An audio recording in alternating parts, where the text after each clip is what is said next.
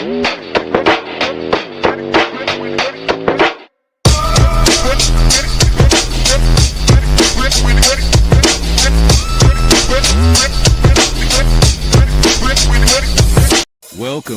kayak anglers. You are tuning into the Paddle and Fin Podcast Network, kayak fishing's best network of shows with great hosts covering all things kayak fishing, bringing you special guests covering topics such as shore fishing, river trips, gear reviews, angler profiles, tournament news, and more. Sit back, relax. Let's do this. All right, guys, welcome to the Rusty Hook Kayak Fishing Podcast. This is the Humble Pie edition. Wondering what that means? Let's kick it off. Welcome to the Rusty Hook Podcast. Presented by Feelfree Kayaks. Paddle, pedal, or power. There's something for everyone. DuBro Fishing. American-made marine applications and soft plastics. Ace Adventure Resort. West Virginia's go-to outdoor recreation destination. Big Lake Bait Company. Texas's #1 custom bait maker. Raw and unfiltered. Streaming on Facebook, Twitch, YouTube, and X. Bringing you gear reviews and candid interviews from the industry's best. Angler profiles, tournament news, and more, as well as legendary knowledge from kayak fishing's best. So, grab that cold drink, pull up a chair, and get settled in. Now here's John Rapp.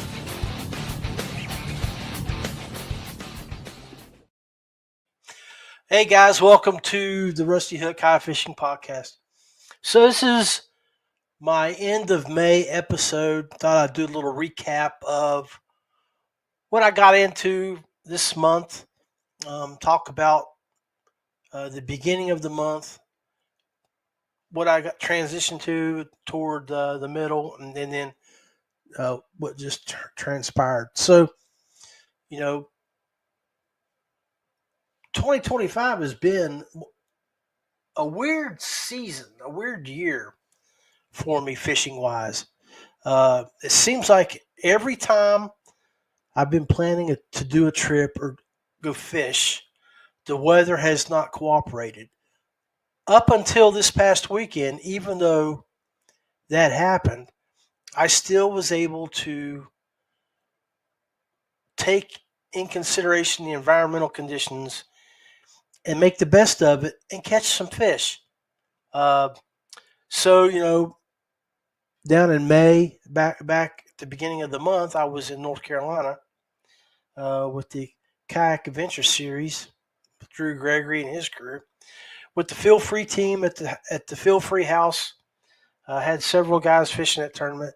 Last podcast, if you go check it out, we interviewed the guys that were involved in that.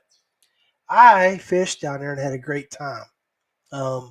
Caught a lot of fish. It seemed like I had a hookup every 20 minutes. Move a little bit, get a hookup. Move a little, get a hookup. I came back home feeling really good about how I performed down there. Caught a lot of good fish. And then the West Virginia State Police, which I'm a retired member, was holding their annual state police bass tournament here in my backyard at Summersville Lake. One of my good friends who you guys have seen over the years that I've fished with is John Gillespie, also a retired state trooper. Y'all might know him as Jack in the kayak fishing world.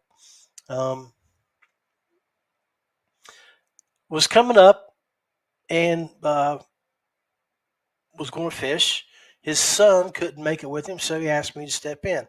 Now, over the last 15 years, I've fished a total of 3 boat tournaments before that invite. 2 previously with the state police, and 1 down in North Carolina on Lake Norman when I dabbled with the FLW. Which was fun.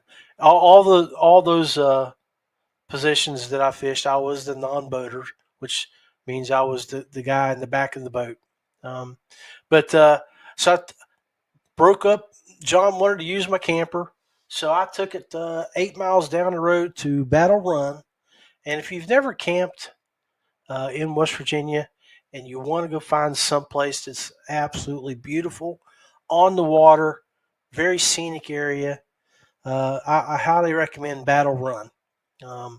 You can moor your kayaks, pontoons, boats right off to the edge of your camp, where it's very convenient to go. And they're all campsites, not primitive sites, but drag your camper over there, which I did. I took my little 14-foot toy hauler over, set it up for Jack, and took the canopy off of it, got her loose, got her ready for the year. But Jack and I went out. We pre-fished, and the weather was cold. It was still not very nice. Mid-50 temperature, overcast, windy, and we went out and caught a few fish. Then the first day of the tournament, pretty much the same conditions. We came in after the 26 boats in the tournament, paid out top 7, and after day 1, we came in with a little less than 12 pounds, and we were sitting in 8th position. And both of us caught lots of fish. But I had a really good day, and we fished the main lake right behind my house by Long Point. What was successful for us, and anybody knows anything about Summersville Lake, it's a very, very deep lake. And let me see if I can pull up a map here.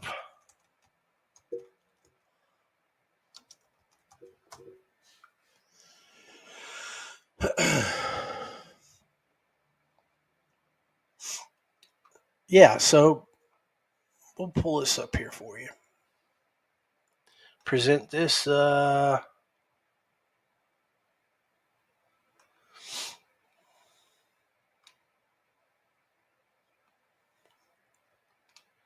Okay, so here's the lake. Let's see if I can full screen that baby.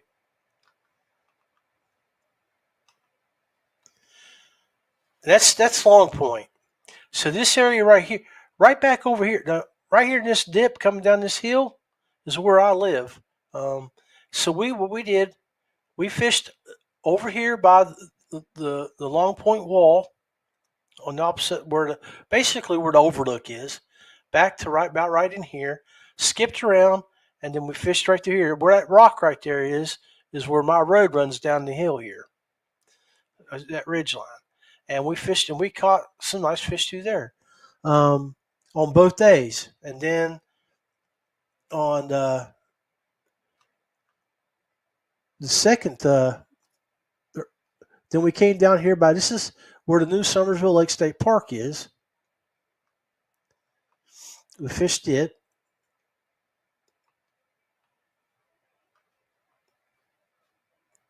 Let's see.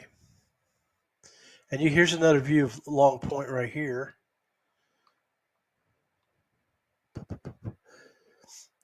But you can see the way it works here. And this is going back along where the guys do real rocky. And so I put to work. Come on, baby. View image. That's the way I got to do it. So what I did is I use a lot of custom made jigs with an offset type hook, and I get them from Ken's Jigs up in Pennsylvania. So if you guys are looking for someone to custom make some Ned rigs or any type of hook with weights, Ken can do it. And he made me a bunch of those. And as you can see how the rocks are, if I got down in there too far and the wind was blowing quite a bit, we dealt with a lot of waves, then I'd get broke off, or I would have to break off because I couldn't get to get it loose. We did get a few loose, but not as many as we'd like. But it was a good event. First day, like I said, Jack and I both probably caught between 15 and 20 fish each, and was able to keep some nice fish. If I remember correctly, let me look. I got it wrote down from back when we were calculating our days. On day one, we had an 18-inch, a 16 and a half, a 16, and 3 15.5s for a total weight of 11.9 pounds. Finished 8th for the day. So, yeah, I mean, some of the big hitters, too, that you would expect that normally do very well and come into money, and were ahead of us. So day two, we went out, and day two, according to the weather forecast, was supposed to be a lot like what we're looking here on this picture. Overcast day, sunny. Well, I don't think they accounted for the fog not burning off as quickly as it did. The fog did stuck around till right after 11:30 in the afternoon, which in a lot of ways, not knowing it at the time, helped us because a lot of us heavy hitters weren't able to go cruising around and find the bedfish that they were wanting to target and sight fish. And as you can see, based on this picture that I showed you guys, this is a lake that you really can't pull your boat up on a bed and use your use your forward-facing sonar to bedfish on, and it drops. Most of this right along the edge, 20 feet off the bank, could be 18 to 20 feet deep. So, but yeah, so that made it difficult for those guys. And after day two, John and I still got into a couple fish, and like I showed you, we fished where we had our best success on day two of the tournament was right behind my house. Excuse me, guys, gals, friends, and followers.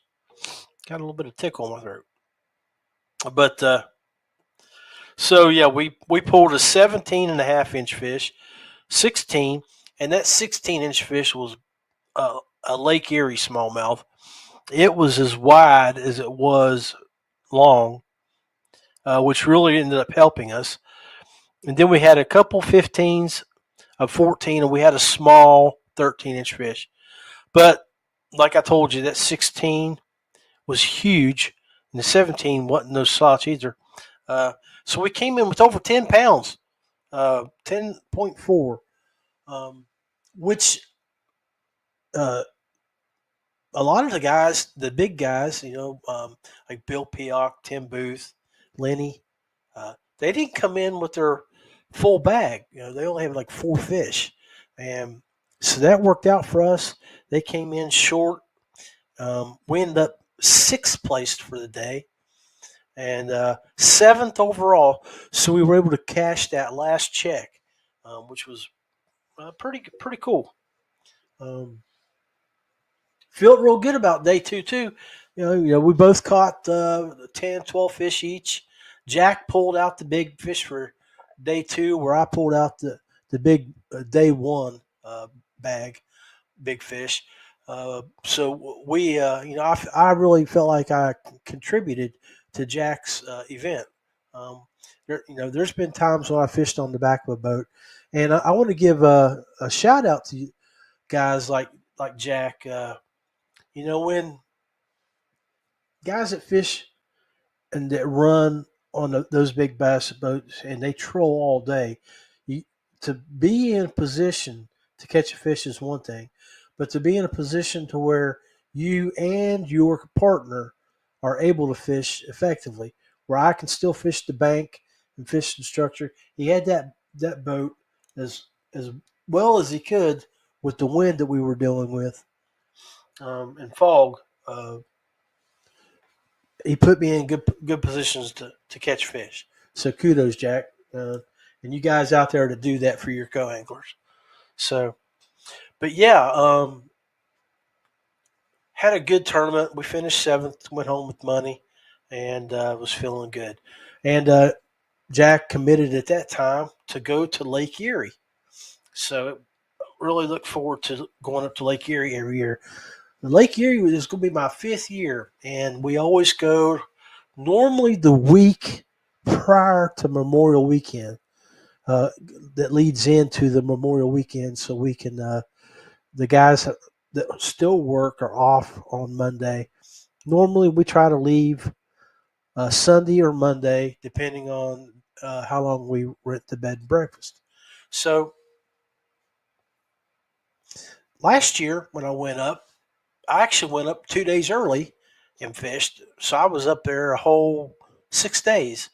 This year, you know, of course, why I went up early last year was, the weather was beautiful. It cooperated. Well, as everybody knows, this Memorial Weekend was not pleasant. When we got up to Lake Erie Thursday morning, I think the temperature was 51 degrees. It was light drizzle, heavy winds, and the wind was blowing in the 20-mile-an-hour range, 15 to 20-mile-an-hour range with gusts between 25 and 30.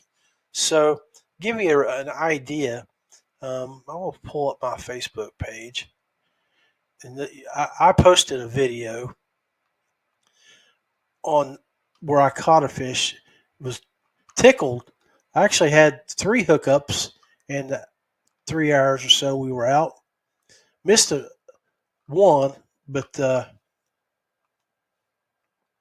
did pull in 2. And I threw up the one video here.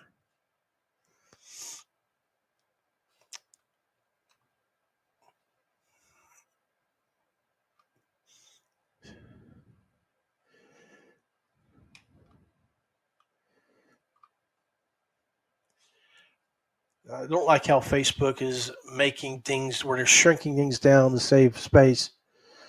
But the other videos I have of the day I have on my computer here. Now, that bent me down good right there. She was a big, fat 17 and a quarter, 17 and a half inch fish. It's the best fish I caught, first fish. I don't think you're hearing the Facebook audio, but if you go look at this post, you can hear the wind blowing. It's blowing almost into me. I'm riding the waves there that you can see. The video is not giving the waves quite as much justice. But yeah. Hooked up with the Ken's jig gear, and I was throwing a TRD.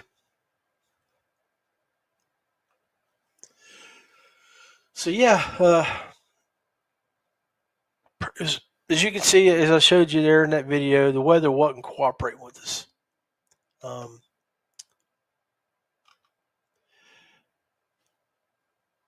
Friday, that was Thursday. Friday, it was supposed to be raining, temperatures barely reaching 50 degrees, and they were having wind advisories with gusts up to 35 miles an hour.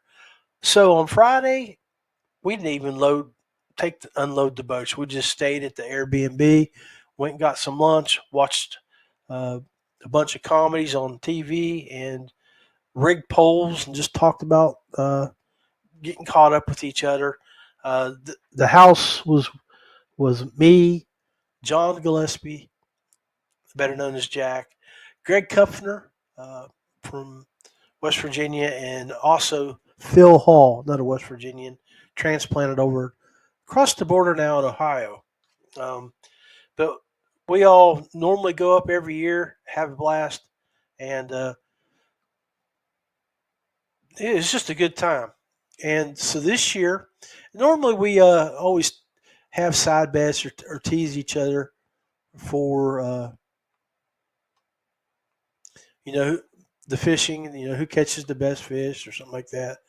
But this year, what was really cool was at the Airbnb, there was a little toy, and it was I don't know. I don't know if it was laying out in the parking lot but it was a little goblet, and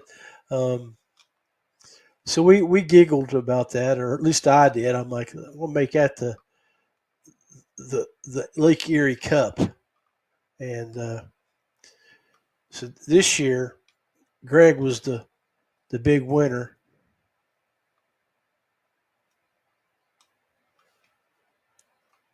And he won the Lake Erie Cup, and he earned it. I actually got to watch him catch the fish that he caught on this, which was this baby right here. This is the picture I took of him with it. Picture really just does not do that fish justice. She was a fat slob. Greg weighed her. She weighed 5.25 pounds, and she measured 20 and a half inches. So congrats, Greg. You guys, we had a great overall. We made the best of the event. There's another shot of Greg's fish. Phil, man, I watched him slaying them. Let's see, it was on Saturday when we were out there,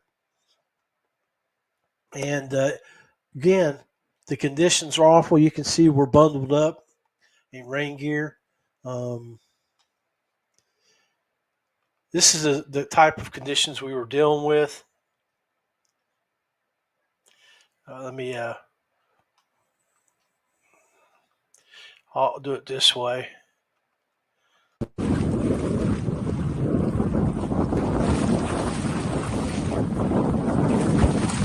Wind does not cooperate. Calling some slow rollers on me here. Not as bad as Summersville, but I'm not going out into the deep water here at Lake Erie.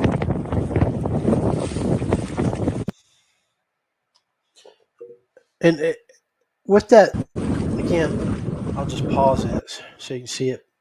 So this is where we put in. You can see right up here. I think you can see my cursor. I'm not positive.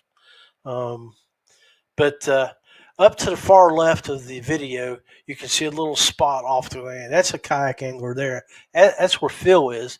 And then back around this to the top right where the Rusty Hook emblem is, if you follow that bank to the left, there's a cove back up about where the Rusty Hook emblem is on the other side of that bank. And that's where Jack was. It's a grass flat.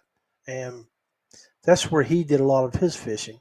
So, matter of fact, we'll take a quick break, and then when we come back, I'll have a more outlined map for you to look at and give you an idea where we were at and what we were doing, just in case you decide Lake Erie might be a place you want to go. This is the Rusty Hook Podcast, supporting people and companies that support us. Feelfree Kayaks. Paddle, pedal, or power. Something for everyone. DuBro Fishing. Manufacturer of fishing and marine products for freshwater and saltwater anglers. Big Lake Bait Company. Texas's #1 custom soft plastics bait maker. And Ace Adventure Resort. West Virginia's #1 go-to outdoor destination with whitewater, zip lining. You're tuned in to the Rusty Hook Podcast. More than a podcast, but a way of life. From the biggest lakes to the smallest creeks, we are all things kayak fishing. Refresh that drink, turn up the volume, and feel the excitement. It's time for the second half of the show. Live, raw, and unfiltered. Now, let's join the one and only Big Daddy. All right. Welcome back to the show, guys. I'm going to kick that off, and I'm going to bring up a image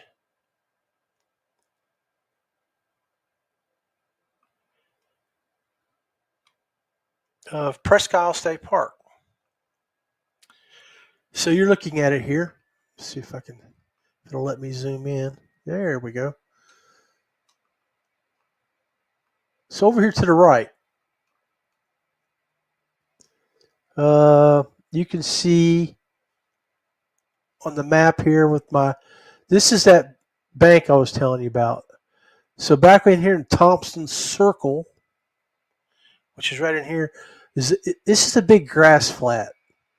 And you can see where beach number 11 is. That fish video I showed you, I caught that just outside that.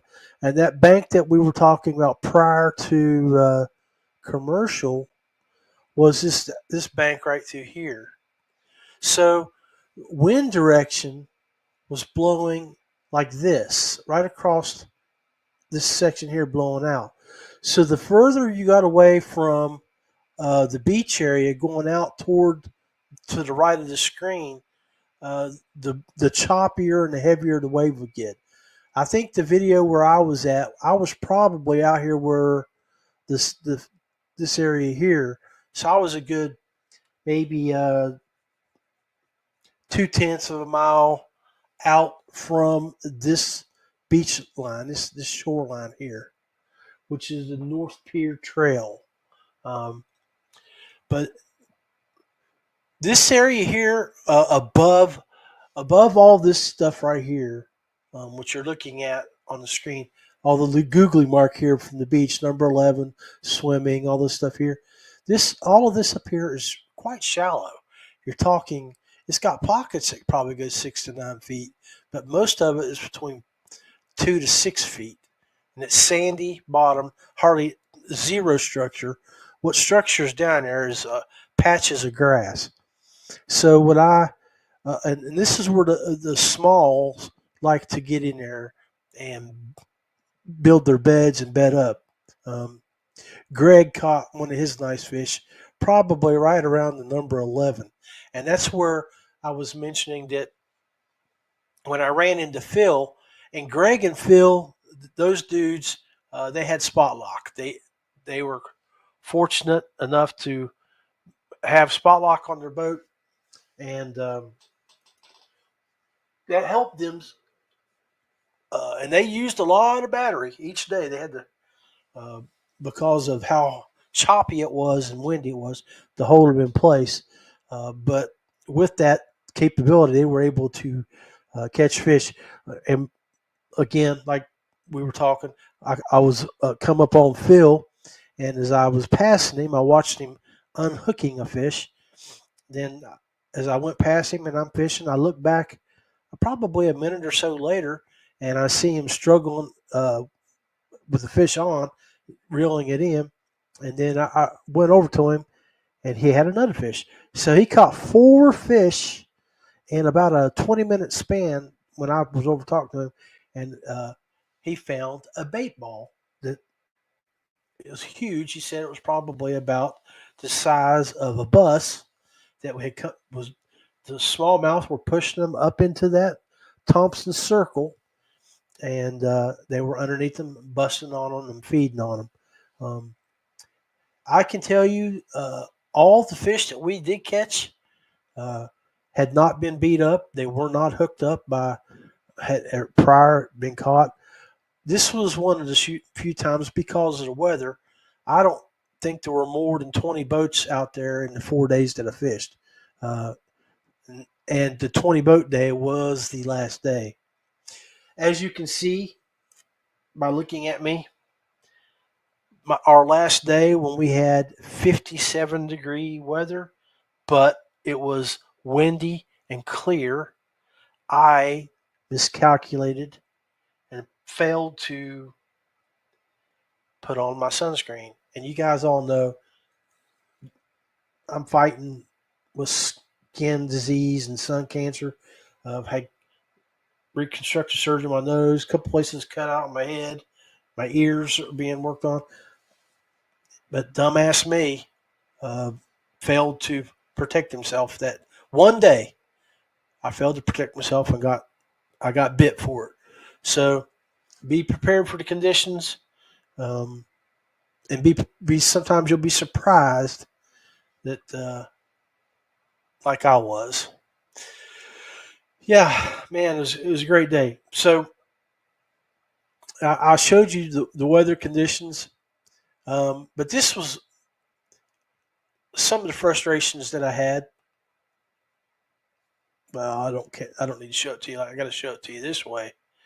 Video file presentation, and I had this happen to me several times. Well, she pulled on. But pulled drag got off. On it. We'll play this again, and I want you guys to listen to that drag being pulled real hard, and she was able to shake that hook. All right. Well, she pulled on. But pulled drag got off. On it. So Saturday,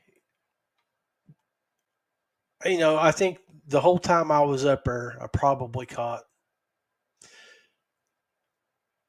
10 fish. So it wasn't a great trip. 10 fish was 2 hours last year. The weather conditions, I struggled. The boat, I couldn't keep it in position to get good hook sets. From one, you'd make a cast, and the waves were pushing you so far from where the bait would drop that if you did get hit, you had to let them basically swallow it.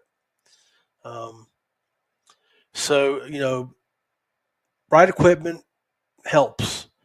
I even had an anchor, 8-pound anchor ball that I've had for years. I drop it down that sand, and the waves were so strong it was just lifting me up, pushing me out.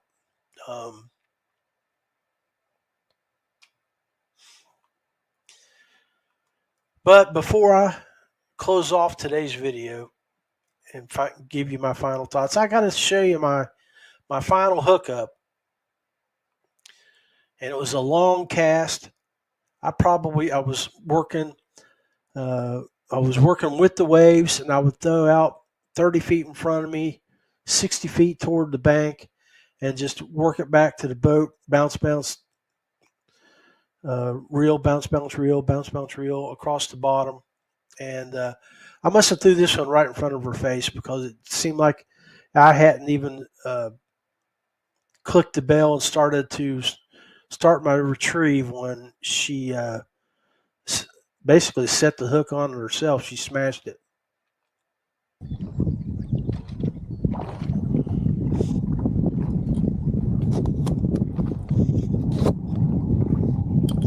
You can see the bank here in front of me.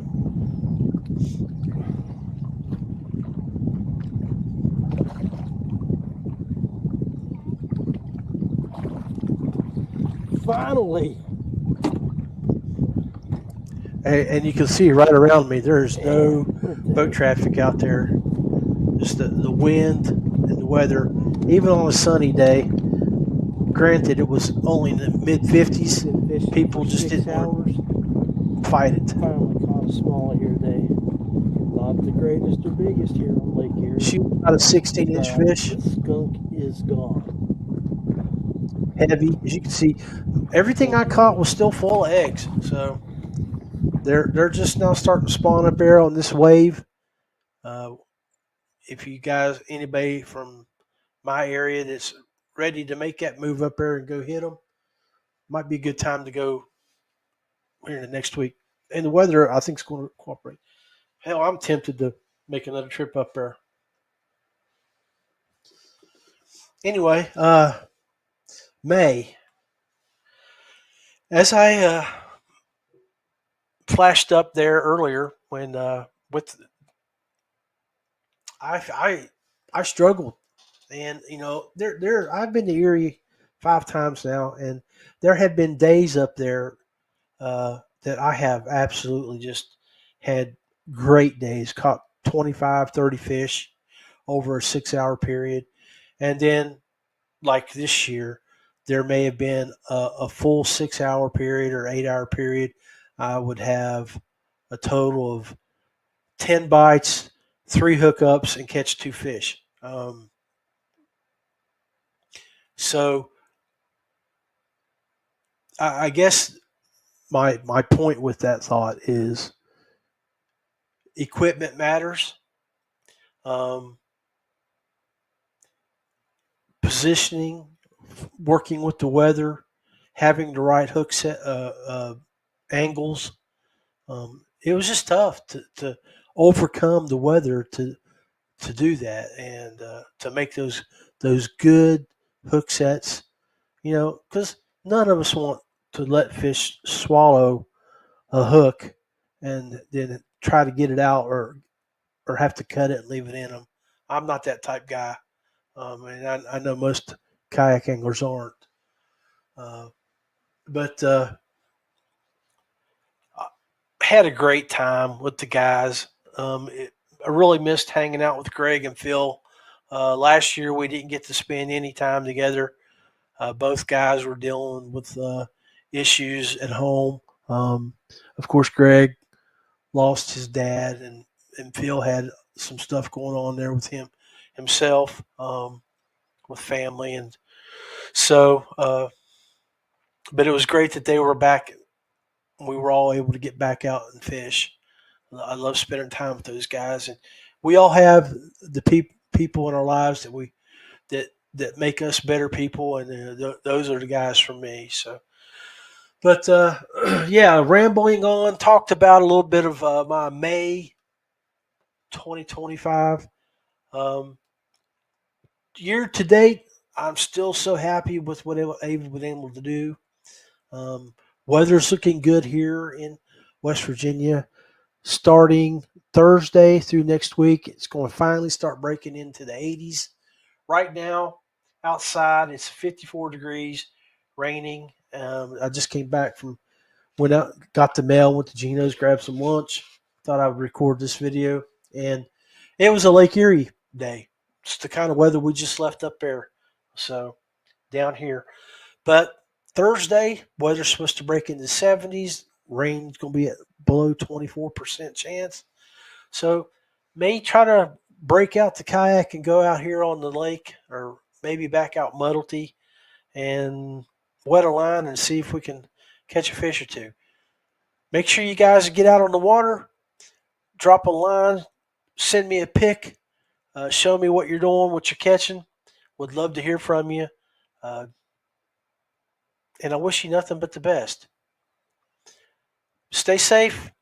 Always wear your PFD, and God bless you.